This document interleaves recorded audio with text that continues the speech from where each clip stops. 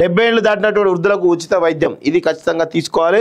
ఆదాయ పరిమితితో సంబంధం లేకుండా ట్రీట్మెంట్ ఇవ్వాలి. రాష్ట్రాలకు కేంద్ర ఆరోగ్య శాఖ లేక ఆన్లైన్లో రిజిస్ట్రేషన్ చేయించాలని సూచన అంటూ ఒకరిని చూస్తా ఉన్నాం. సో ఒకసారి దీని గురించి కూడా చాలా క్లియర్గా చదవాలి, ఎందుకంటే చాలా అవసరం చాలామందికి.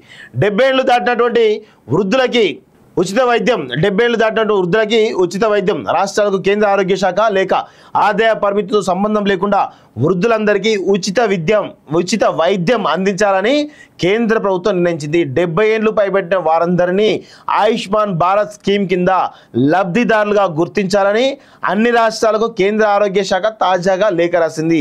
లబ్ధిదారుల గుర్తింపులకు 70 ఏళ్ల వయసు ఉన్నారా లేదా అనేటువంటి అంశాన్ని మాత్రమే పరిగణలోకి తీసుకోవాలని, ఇంకెలాంటి కండిషన్లు లేవని స్పష్టం చేసింది. వయసు నిర్ధారణకు ఆధార్ కార్డును ప్రామాణికంగా తీసుకోవాలని సూచించింది. ఇతర స్కీమ్ల కింద ఉచిత వైద్యం పొందుతున్నటువంటి వృద్ధులకు కూడా స్కీమ్ అప్లికేబుల్ అవుతుందని పేర్కొంది. ఇప్పటికే ఆయుష్మాన్ భారత్ పరిధిలో ఉన్నటువంటి వృద్ధులకు అదనంగా మరో 5 లక్షల వరకు ఉచిత కవరేజ్ వర్తిస్తుందని పేర్కొంది.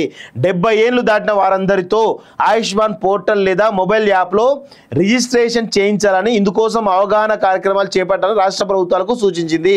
రిజిస్ట్రేషన్ ప్రక్రియ నిరంతరం కొనసాగుతుందని స్పష్టం చేసింది. 70 ఏళ్లు దాటిన వాళ్ళందరికీ ప్రత్యేకమైనటువంటి ఆయుష్మాన్ కార్డులు అందజేస్తామని తెలిపింది. కాగా తెలంగాణలో ఆయుష్మాన్ ఆరోగ్యశ్రీ స్కీమ్లను కలిపి అమలు చేస్తున్నారు. ఆయుష్మాన్ స్కీమ్ కింద సుమారు 26 లక్షల కుటుంబాలు లబ్ధి పొందుతుండగా ఆరోగ్యశ్రీ పరిధిలో 77 లక్షల కుటుంబాలు ఉన్నాయి. ఆరోగ్యశ్రీకి రాష్ట్ర ప్రభుత్వం ఏటా 700 కోట్లు ఖర్చు చేస్తుండగా ఆయుష్మాన్ లబ్ధిదారుల కోసం కేంద్ర ప్రభుత్వం ఏటా 190 కోట్లు ఖర్చు చేస్తుంది. ఆరోగ్యశ్రీ పరిధిలో సుమారు 5 లక్షల మంది 70 ఏళ్ళు దాటిన వాళ్ళు ఉంటారని అధికారులు అంచనా వేస్తున్నారు. వీళ్ళందరితో ఆయుష్మాన్లో రిజిస్ట్రేషన్ చేయించడం ద్వారా ఆరోగ్యశ్రీ కింద కొంత భారం తగ్గే అవకాశం ఉంటుందని చెబుతున్నారు.